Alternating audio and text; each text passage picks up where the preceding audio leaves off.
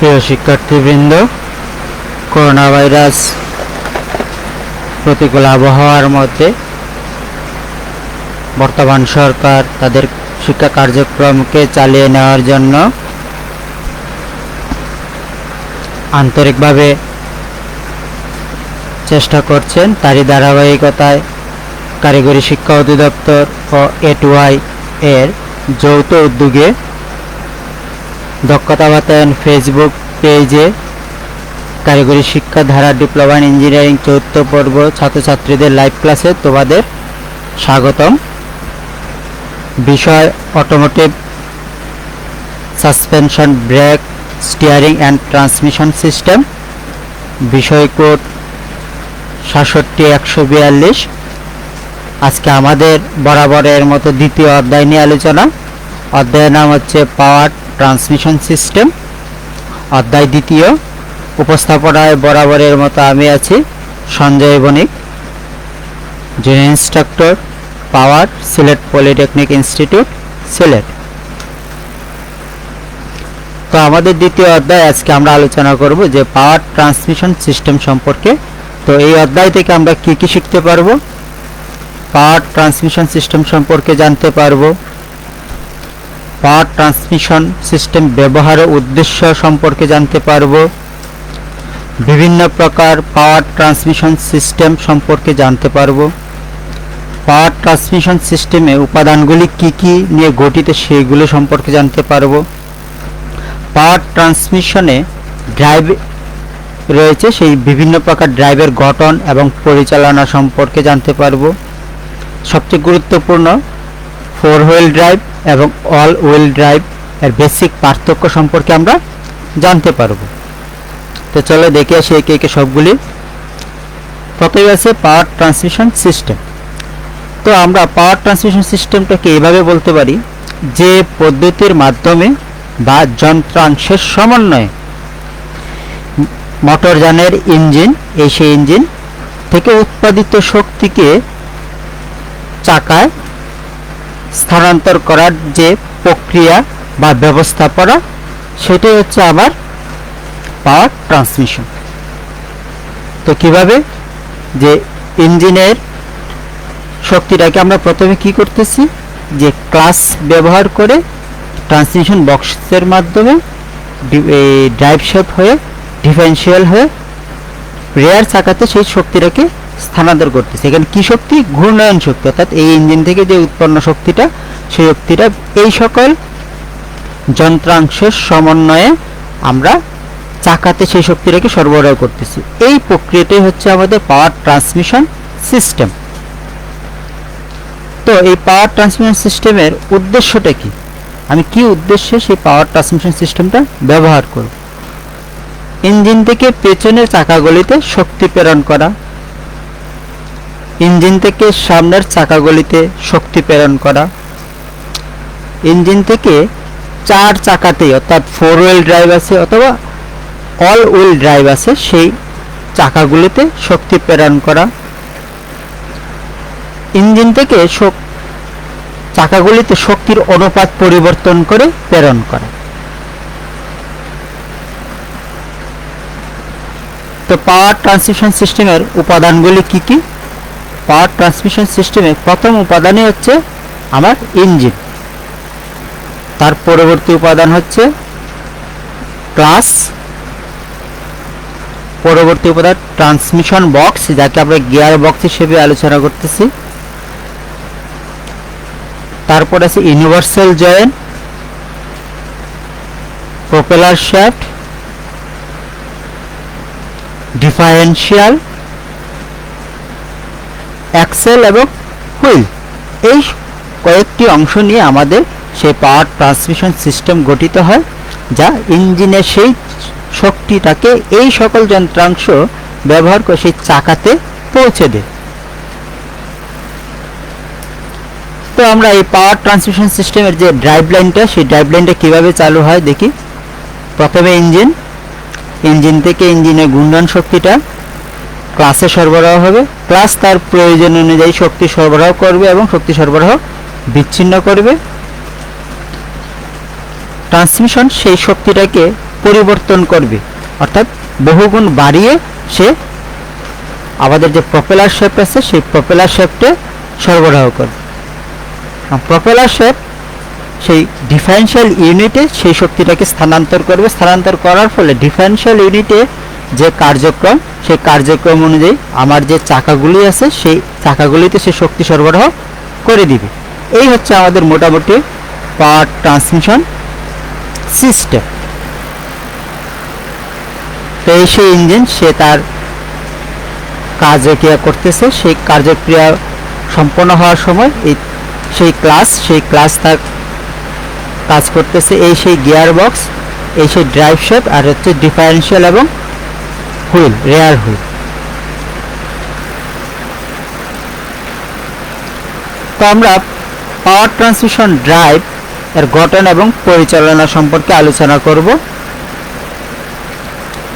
তো একটা power transmission drive কিভাবে সহজে তুমি নির্ণয় করতে পারবে। কখনো দেখা যাবে কি যে আমার সামনে ইঞ্জিন পেছনের ড্রাইভ, পেছনে ইঞ্জিন সামনের ড্রাইভ, অথবা আবার সামনের ড্রাইভ পেছনে ইঞ্জিন, এইগুলা তুমি কিভাবে নির্বাচন করবে বা কিভাবে বুঝতে পারবে যে কোন ইঞ্জিন কখন কি ড্রাইভ হচ্ছে। তো এখানে কয়টা নিয়ম আছে, এর মধ্যে হচ্ছে ইঞ্জিনের অবস্থান দেখে তোমাকে বুঝতে হবে যে আসলে এটা সামনে ইঞ্জিন না পেছনে ইঞ্জিন। তো সামনে ইঞ্জিন হলে কিভাবে বুঝবো, যে ফ্রেমের সাথে ইঞ্জিনের অবস্থান কোথায় আছে তা দেখে নির্বাচন করতে হবে ইঞ্জিনটা কোথায় অবস্থান করতেছে।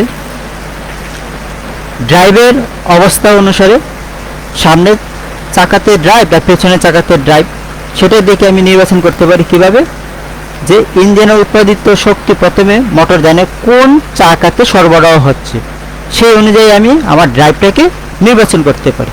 তো এখানে দেখো এই সেই ইঞ্জিন এবং এখানে সেই ড্রাইভ, তার মানে এটা সামনে ইঞ্জিন সামনে ড্রাইভ। এইখানে ইঞ্জিন দেখো শক্তিটা গিয়ে পেছনে আসছে, তার মানে সামনে ইঞ্জিন পেছনে ড্রাইভ। ঠিক আবার এখানে দেখো যে পেছনে ইঞ্জিন কিন্তু পেছনে শক্তি সরবরাহ হচ্ছে, তারপরে পেছনে ইঞ্জিন পেছনে ড্রাইভ। তো এইভাবে আমি চিহ্নিত করতে পারি। তো আমরা দেখবো আজকে সামনে ইঞ্জিন সামনের ড্রাইভ কিভাবে পরিচালনা হচ্ছে।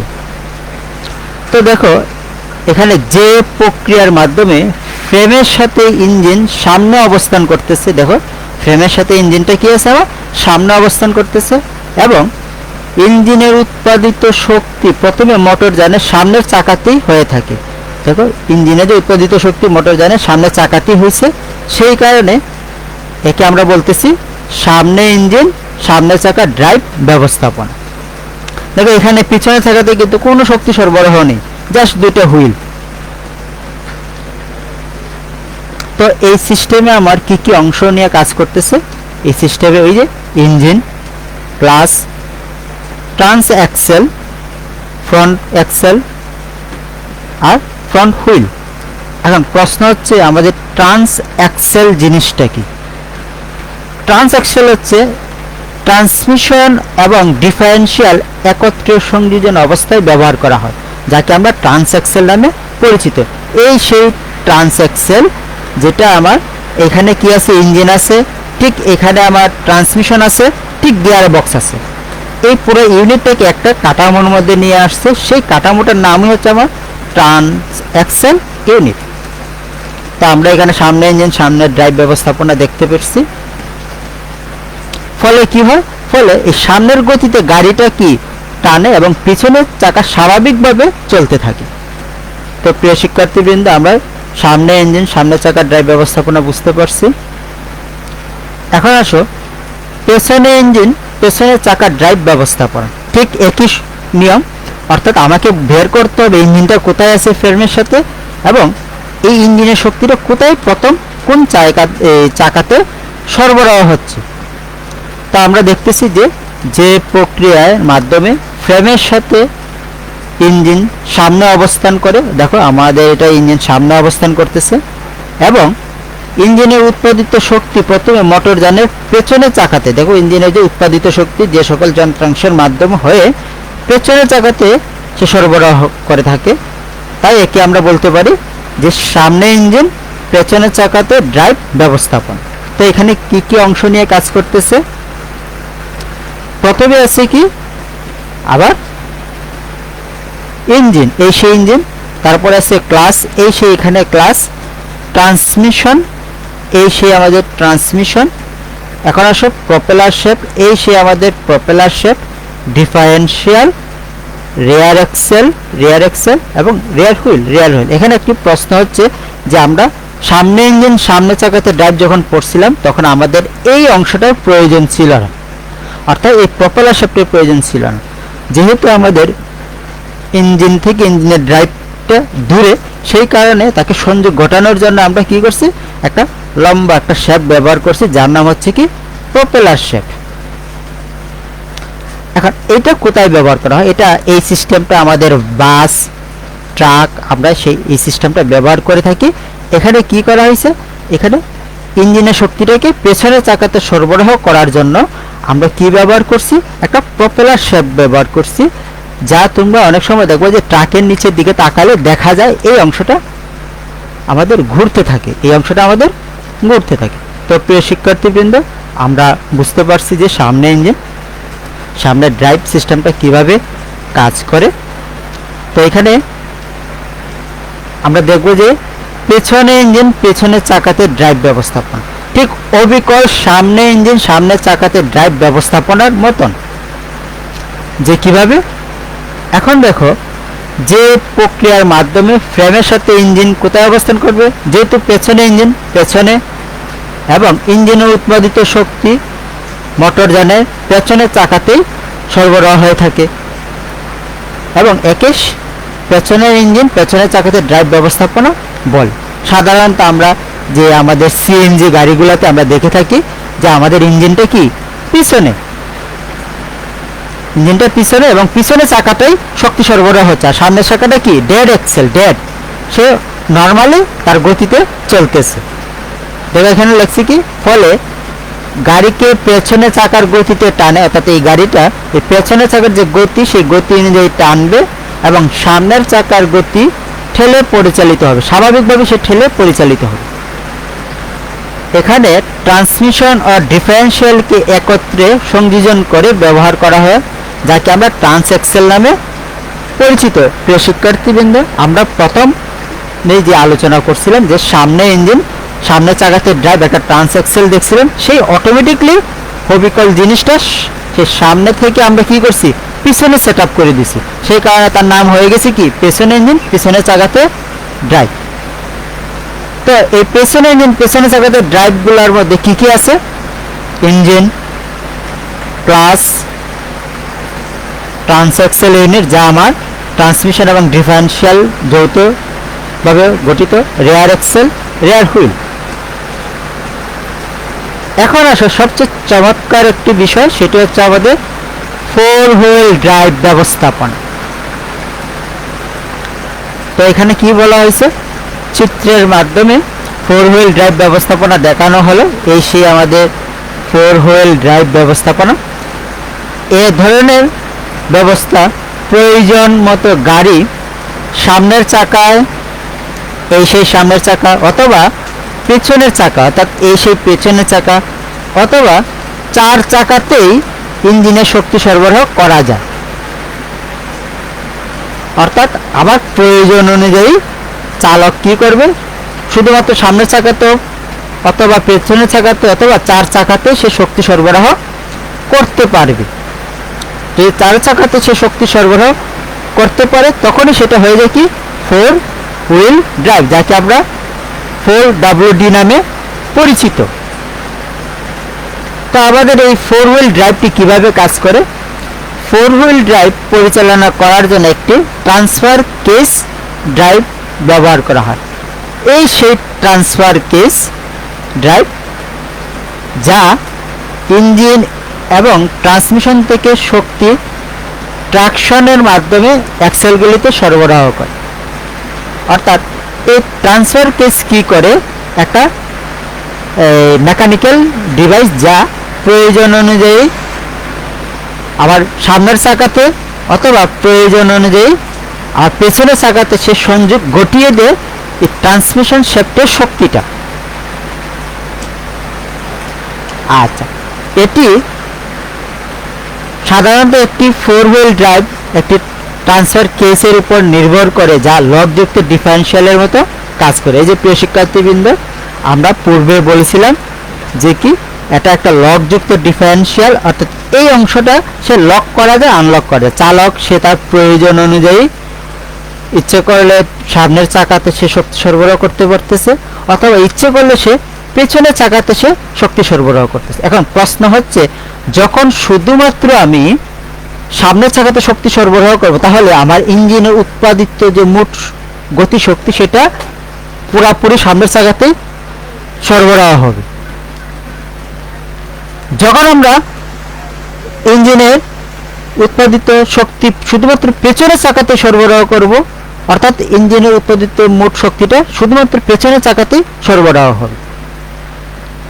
যদি আমরা এই শক্তিটাকে দুই চাকাতে অর্থাৎ 4 হুইলে ভাগ করে দিই, তাহলে ইঞ্জিনের মোট উৎপাদিত শক্তি 50% সামনের চাকাতে সরবরাহ হবে এবং 50% পেছনের চাকাতে সরবরাহ হবে।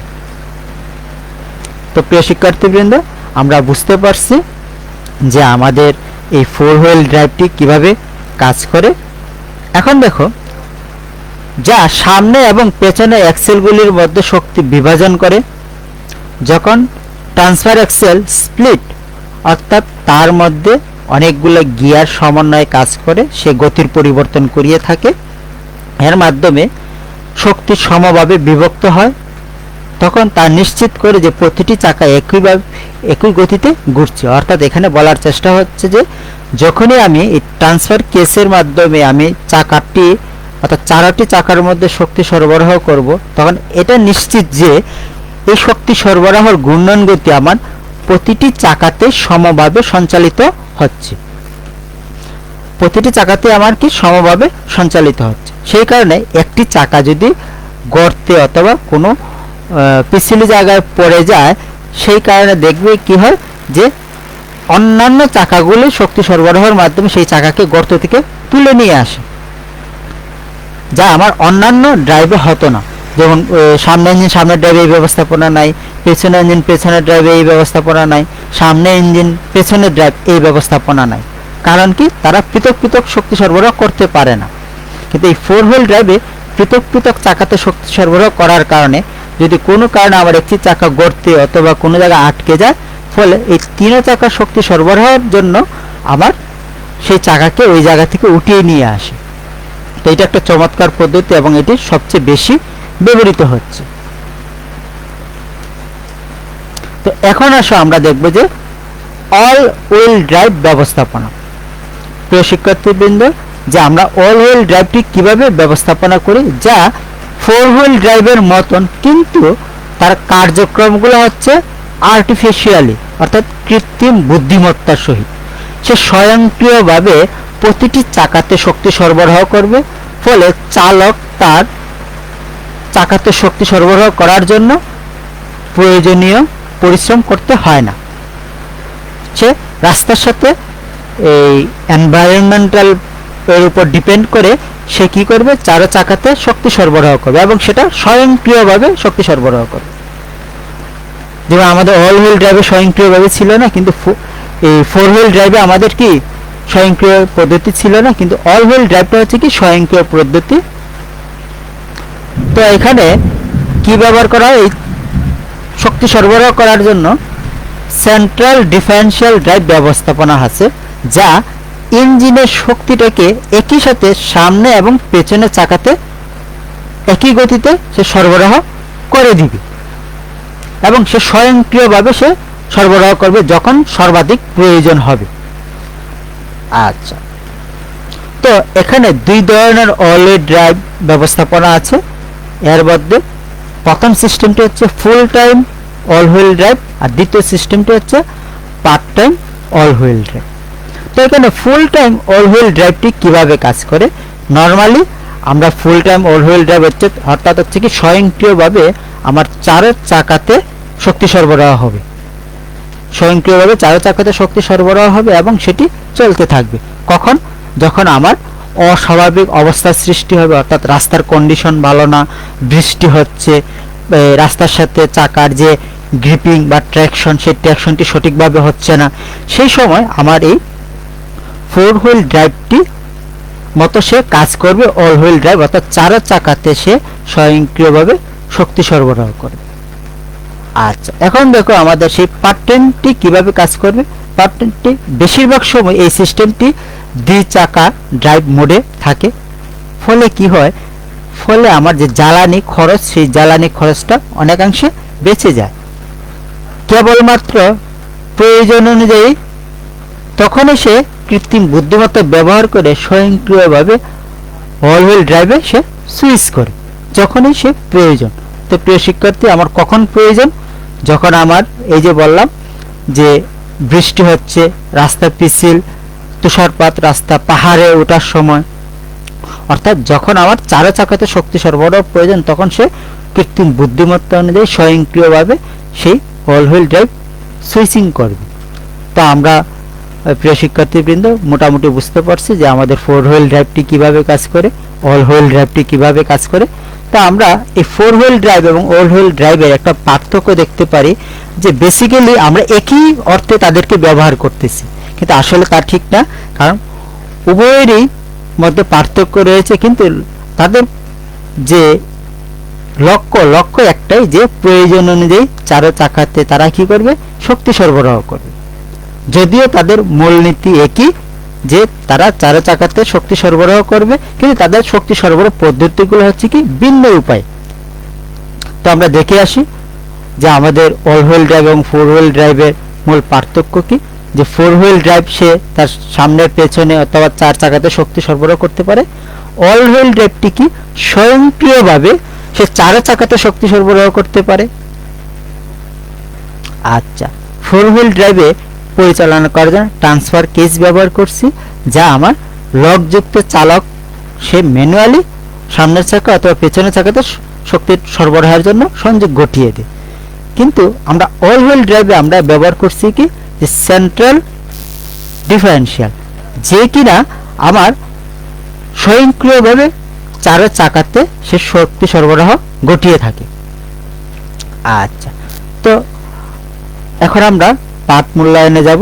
পাঠ মূল্যায়নে প্রিয় শিক্ষার্থীবৃন্দ আমরা এখানে কি কি আলোচনা করতে পারছি। তো এখানে আমরা আলোচনা করছি যে আমাদের ট্রান্সমিশন সিস্টেমের উদ্দেশ্য সম্পর্কে আমরা জানতে পারছি। ট্রান্সমিশন সিস্টেম কি উদ্দেশ্যে ব্যবহার করি সেটা আমরা মোটামুটি বুঝতে পারছি। পাওয়ার ট্রান্সমিশন সিস্টেমের উপাদানগুলি কি কি সেইগুলা নিয়ে আলোচনা করতে পারছি। অর্থাৎ এখানে কি কি উপাদানের সমন্বয়ে আমার সেই পাওয়ার ট্রান্সমিশনটা ঘটিয়ে থাকে, অর্থাৎ ইঞ্জিনের শক্তিটা কি কি যন্ত্রাংশ ব্যবহার করে আমি চাকাতে সরবরাহ করে থাকি সেই সম্পর্কে আমরা বিস্তারিত আলোচনা করতে পারছি। আর সবচেয়ে গুরুত্বপূর্ণ এবং চমৎকার একটি পদ্ধতি, সেটি হচ্ছে 4 হুইল ড্রাইভ ও অল হুইল ড্রাইভ, সেই সম্পর্কে জানতে পারছি, যা এখন প্রতিটি গাড়িতেই ব্যবহৃত হচ্ছে। বিশেষ করে আমাদের সশস্ত্র বাহিনীর যে গাড়িগুলি, সেই গাড়িগুলি হচ্ছে আমাদের 4 হুইল ড্রাইভ অথবা অল হুইল ড্রাইভ, যা আমাদের প্রয়োজন অনুযায়ী অধিক শক্তি প্রয়োগ করে সেই কার্যকে সে সমাধান করতে পারে। তো এটি সবচেয়ে গুরুত্বপূর্ণ, যে আমার 4 হুইল ড্রাইভ মেকানিজমটি কিভাবে কাজ করে জানা, অল হুইল ড্রাইভটি মেকানিজম কিভাবে কাজ করে জানা। তো প্রিয় শিক্ষার্থীবৃন্দ, আমি আশা করব যে আমাদের সেই সিস্টেমগুলো আমরা মোটামুটি আলোচনা করতে পারছি। তো সর্বোপরি আমি আবারও ধন্যবাদ দিয়ে এখানেই শেষ করব। প্রিয় ছাত্রছাত্রী, অনলাইন লাইভ ক্লাসটি পুনরায় দেখতে দক্ষতা বাতায়ন অথবা www.skill.gov.bd ওয়েবসাইটে ভিজিট করবে। সেখানে তোমরা সেই বিষয়ভিত্তিক অনলাইন ক্লাসগুলো আপলোড করা হয়ে থাকে। সর্বপরিশেষে একটি কথাই বলবো, নিরাপদে থাকবে, সুস্থ থাকবে, ঘরে থাকবে এবং শিষ্টাচার মেনে চলবে, যা আমাদের পরবর্তী কার্যক্রমকে ধারাবাহিকভাবে চালিয়ে নিয়ে যাবে। এবং তোমরা ভালো থাকবে, নিরাপদে থাকবে, সেই কামনায় আমি এখানের মধ্যে আবার শেষ করছি। ধন্যবাদ।